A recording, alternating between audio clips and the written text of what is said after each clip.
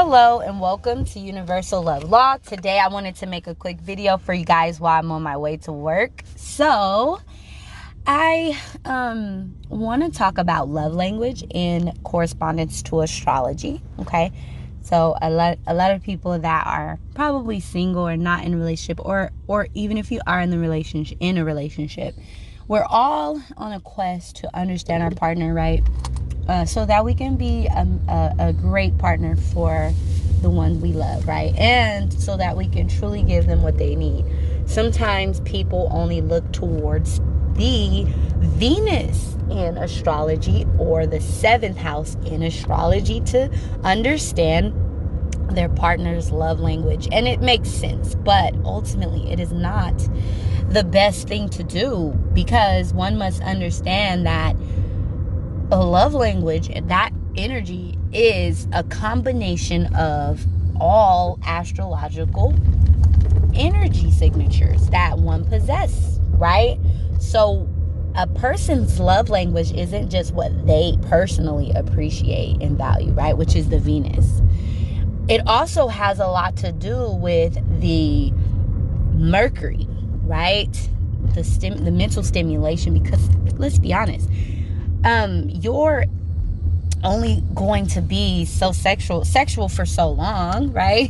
People are not going to be sexual when they're like in their 80s. Well, some people probably are, and you can even see that in the chart. But ultimately, overall, there needs to be some sort of longevity. And although we tend to attract to people that stimulate us visibly, right? We are physically attracted to them.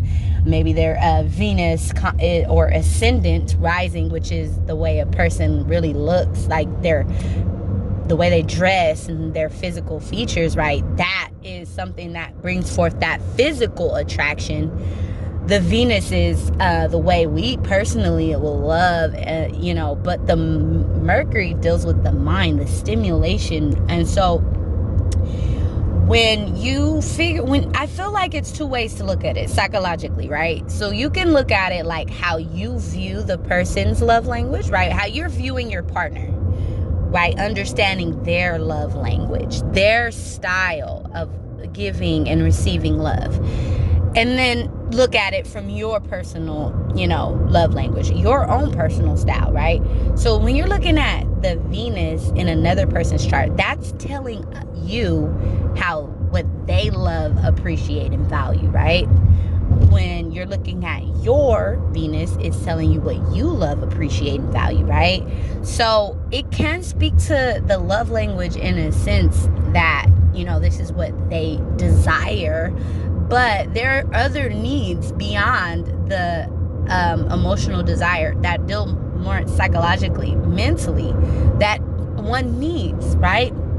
Some people are communicators, right? Naturally, Mercury based people, or have a lot of ruling planets, a lot of planets in their chart that are ruled by Mercury signs, being Virgo and Gemini. So if that's the case, this person needs mental stimulation, and this is the part of their love language, right? Now, let's say look at the person's dominance in their chart, right? If it's Saturn dominance, they might desire, or their love language may be in a way that is more strict, stern, serious, and mature, okay? These are people who desire more mature relationships. Whereas maybe they have a Venus in Leo, right? Where they just, they may show the admiration so romantically, but when you look at the other planets, you begin to see this person's personality is mature, and they desire stable, right? Stability, right? A relationship that is built on growth, constant growth, and productivity, and seriousness, right? Solitude even, right? So, it can get tricky. I would say when you're really trying to understand love language astrologically, you want to take into account a person's full entire chart, okay? You want to see what is the dominance that this person has, okay, in their chart. what planet is their dominant planet, right? So this means that the signs that are ruled by that planet, that means that that's a dominant energy. If they have a bunch of if they're Saturn dominated, that means they have a lot of Capricorn or Aquarius in their chart. If they're Uranus dominated, they have a lot of Aquarius in their chart. If they are Neptune dominated, they have a lot of Pisces in their chart. If they are a Jupiter ruled, then they would have a lot of Sagittarius and Pisces in their chart. I'm sorry, I'm driving on the freeway. I kind of got distracted. If they are Sun ruled, they would have a lot of Leo in the chart, right? So it goes on and on. You just want to know the planetary dominance. That will really help you see. Also, elements. Are they watery? Are they dominated with water energy, right? Do they desire a place to, or is their love language one who seeks refuge in the in your calmness, right? Water and earth go very well together because they balance each other out. Water dominated people need to be with someone that can mold, put shape and mold and form to their elusive, watery, flowing energy, right? So are they earth based? Okay, these people are going to probably desire people that help them come out of their element or keep them in that, or support their very focused aims in life, right? Their goals in life or their structure in life. This is all earth energy. If it's fire, they need someone, their love language would be definitely dominated on passion, romance, expression. If it's air, right, dominated in their chart, then they're going to really have a love language that is more so tuned to intellect, right? Conversing, discussions, things like that, mental stimulations in that nature. So another thing to point out when we're talking about compatibility in charts or energy, right? Understanding a person's love language astrologically is their modality. Understand that cardinal signs initiate. They're not going to want you chasing them, okay? If you're chasing someone that's dominated with the cardinal energy, Cancer, what's the opposite of Cancer? Capricorn, Libra, or Aries, they're going to be like, oh my God, like, you're taking my job. I don't want to be chased. They don't want to be initiate, like, they don't want you to initiate how they feel or respond to some shit. No, they want to be in charge. Yes, believe it or not, Cancer, the crabs want to be in charge. Allow them to initiate the way they feel. Allow them to make the first moves. All cardinal energies, this is their love language. Respect that, okay? When they're comfortable, they will make the move. That's what they are about, okay? Mutable energy.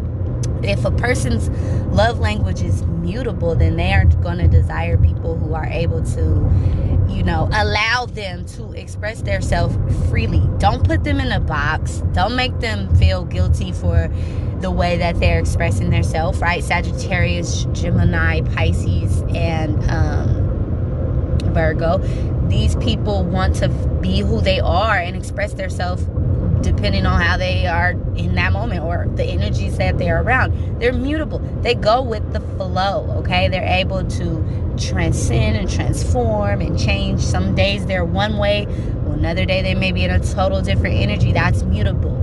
But you cannot just hold them accountable or talk bad about them because they're ever changing. That's the energy they are possessing. So their love language will be able to be that way without you making them feel strange about it, right? Or wrong or bad or whatever. And last but not least is our fixed energy. If a person's dominated with fixed energy in their chart, then their love language is going to be slow moving, stubborn, hard to move. But when they have their eyes or on you, or you're a part of their world, or they love you, they are all in, okay?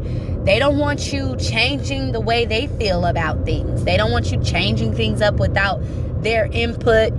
They have to feel as though, it's something that they are agreeing to so that they can really focus on the goal and fixate on the goal or the agreement or the deal, whatever it is between you guys, right?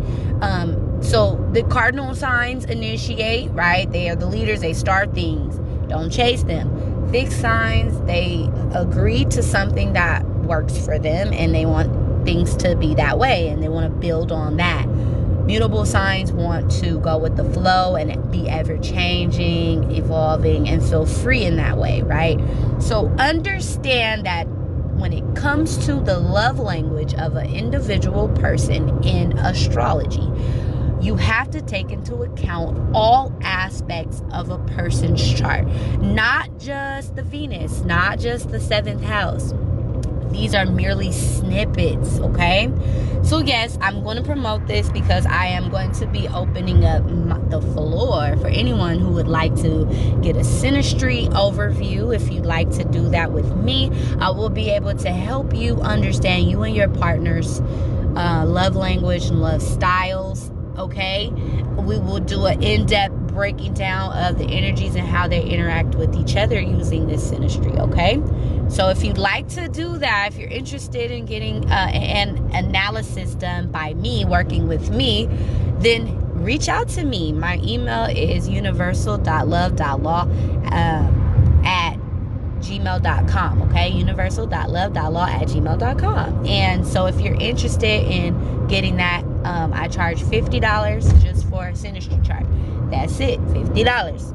So if you have any questions, drop it in the comments below. We are going to really get deep with this love language, right? We don't want to just be basic. Like, we don't want to just be those type of people who are looking at our chart from a very one-sided small angle. No, we want to look at our chart at a very in-depth, angle so that we can truly be fully involved in our relationships, right? We can be fully immersed, and so that we could become better partners, right? Because sometimes you could be giving your partner some things that the fights can be so easily, identified. Maybe it's because you're not identifying their love language. Maybe you're trying to initiate things when they don't want you to do that. They're cardinal. Or maybe, they are desiring or seeking someone to help them overcome their emotions and they don't need feedback, okay? This might be a mental, airy person, right? Air-dominated person. Or it could be a water person. So that some things actually have commonality, even though the modalities are so different, right? Or the elements, right? Water and earth share that intellect and emotions, right? So they correlate in a very unique way because you use your words to communicate your thoughts, and then you use your words to also communicate your feelings. So it correlates really interesting. But they all correlate, right? It's so many ways that fire expresses itself. It doesn't have to use any words to express itself. So that's where it stands alone.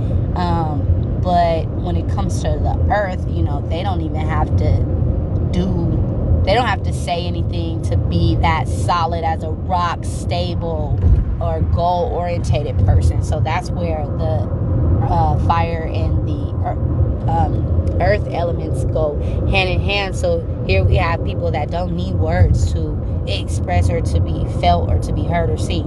You're going to see how earth energy is moving because they are earth, right? You're going to see through the expression of fire, whereas you have to understand through some form of intuitive communication when it comes to emotion, and your thoughts have to be expressed. So this is where it gets complex because in astrology with relationships, it's like you see these incompatibilities, these inconjunctions, like how is this Sagittarius with the Cancer, like that isn't even like normal, or well, that kind of goes against what I was saying, but like let's say there's Libras with this Pisces, that's so different in element wise, right? water and air. And then, like, let's say this fire sign Sagittarius is with this Taurus, earth sign. It's like, what? That usually doesn't go. But there are some commonalities between them that they share. So it gets deep, all right? If you can just use this video alone to get your understanding of how a person's love language is, based off of the areas that I told you to kind of look at, right? Understand their planet dominance through the signs that are dominated in their chart. Understand their modality dominance, right? Are they mostly fixed, mostly cardinal, mostly mutable? Understand their elements. Are they mostly water? Are they mostly air? All of these are components to make the function of the love language and what a person and partner needs in a relationship, not just romantically, but all. This can be your family members, the children.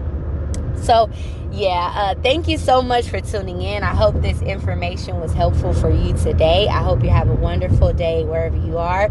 Take care. Peace.